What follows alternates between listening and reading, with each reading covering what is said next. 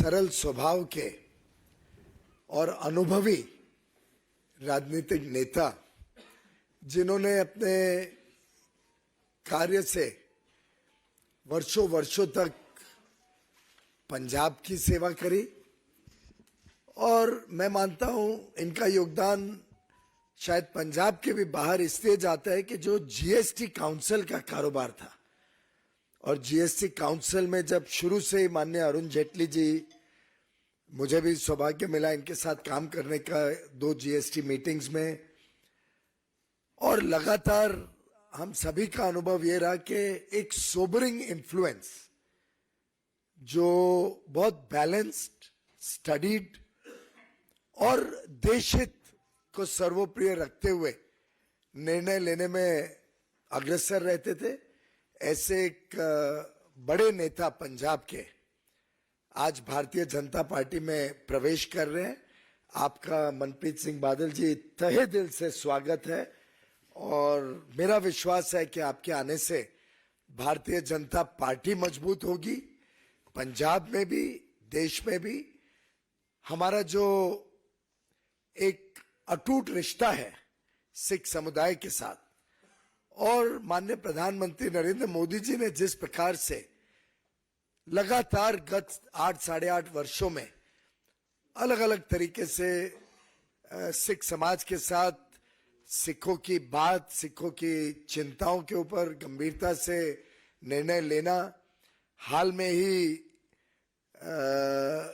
मैं अमेरिका में था प्रवासी भारतीय दिवस के दिन, और वहां एक बहुत बड़ा टोली सिक्स ऑफ यूनाइटेड स्टेट्स की मेरे पास आई और उन्होंने मेरे माध्यम से माननीय प्रधानमंत्री जी का धन्यवाद दिया कि उन्होंने वीर बाल दिवस मनाकर एक प्रकार से एक वर्षों वर्षों तक जो लोगों के बीच में सरदार सिख समाज के बीच में एक थोड़ी बहुत फीलिंग थी कि जो उनका इतना बड़ा मार्टरडम हुआ है, जो उनकी कुर्बानी है, उसका सही माने में देश ने श्रद्धांजलि नहीं दी है।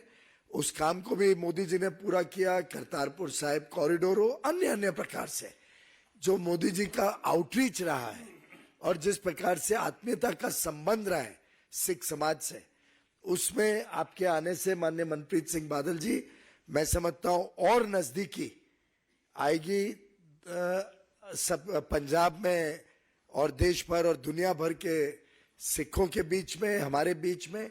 और मेरा मानना है कि आपके आने से आज भारतीय जनता पार्टी को बहुत बड़ा एक पंजाब में भी और देश की राजनीति में आगे बढ़ने के लिए एक बहुत स्वर्णिम दिन मैं आज को मानता हूं। साथ ही साथ एक बड़ी इंटरेस्टिंग चीज आपके साथ शेयर करना चाहूंगा। शायद ही पूरे नॉर्दर्न इंडिया में इतने सारे जो राज्य हैं, कोई वित्त मंत्री रहा होगा जिन्होंने 9 बजट पेश किए होंगे। माननीय मनप्रीत सिंह बादल जी ने 9 बजट पंजाब में पेश किए।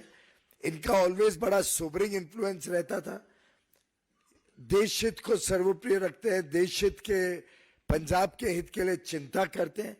और मेरा जो व्यक्तिगत अनुभव रहा है कई मीटिंगों में, पहले वित्त विभाग के नाते, दूसरा आगे चल के फूड और कंज्यूमर अफेयर्स के नाते, मैं समझता हूं कि माननीय मनप्रीत सिंह बादल जी पूरे समय देश की चिंता करते हैं, पंजाब की चिंता करते हैं। आज सुबह भी जब हमारी मुलाकात हुई तो उनके दिल की बातें निकल रही थी, जिसमें पंजाब में जिस प्रकार से अराजकता फैली हुई है, जिस प्रकार से पंजाब फाइनेंशियली वीक होते जा रहे हैं, जो नीतियां पंजाब में आज के दिन बन रही हैं, उससे जो चिंता उन्होंने व्यक्त की, मैं समझता हूं उनका संवेदनशील व्यक्तित्व, उसमें मुझे एक झलक मिली।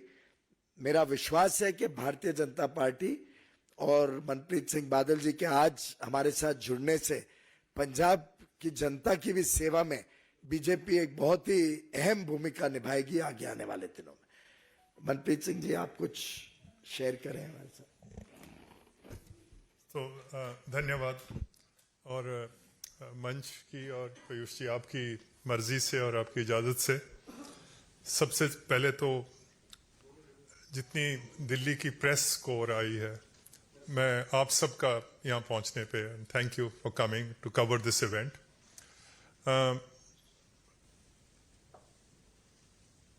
आज बैठे हैं तो सबसे मैं पीयूष जी का धन्यवाद करता हूँ। इनकी कोशिश और काविश की वजह से आज इस प्रेस ब्रीफिंग में बैठा हूँ। हमारे पंजाबी में एक कहावत है कि मैं आया बीजेपी के दफ्तर में तो साहब आपने मुझे अपने हाथों पे नहीं, आपने मुझे अपनी आंखों पे बिठा लिया। इस बात का मैं धन्यवाद करता हूँ। मुझे पीयूष जी तकरीबन 30 साल हो गुजरे हैं राजनीति में।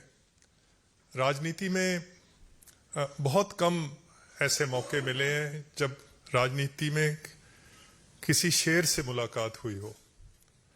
कुछ दिन पहले मेरी एक शेर से मुलाकात हुई और वो भारत के गृह मंत्री, और उन्होंने मुझे एक बात कही जो मेरे को दिल को छू गई। उन्होंने मुझे बोला कि पंजाब ने हिंदुस्तान के लिए 400 हमले झेले हैं। 400 मर्तबा हिंदुस्तान पे जब आक्रमण हुआ तो वो पंजाब ने बर्दाश्त किया है। हम पंजाब को अपने हाल पे नहीं छोड़ेंगे। हम पंजाब को संवारेंगे, हम इसको सुधारेंगे और पंजाब का जो वकार है उसको एक बार फिर बहाल करना है। और ये बात जो है ये मुझे छू गई। And as someone who reflects anxiously and every day on the future of Punjab, मैं फिक्रमंद रहता हूँ पंजाब के हाल पे और पंजाब के आने वाले हाल पे। और ये जो पंजाब की धरती है ये शेरों को जन्म देने वाली धरती है। ये वो धरती है जिसको भगवान ने हरे खेतों और दरियाओं से ऐसे सजाया जैसे मेहंदी से किसी दुल्हन को सजाते हैं। तो फिक्र मुझे इसी बात का रहता है कि इस धरती माँ को मुसीबतों ने आके घेर लिया है। वहाँ गुर्बत है, गरीबी है, रिश्वत है, अनपढ़ता है, नशाखोरी है। वहाँ पर वतन दुश्मन कार्रवाइयाँ हैं और इनका कोई ना कोई हल होना चाहिए। हर दूसरा खानदान पंजाब में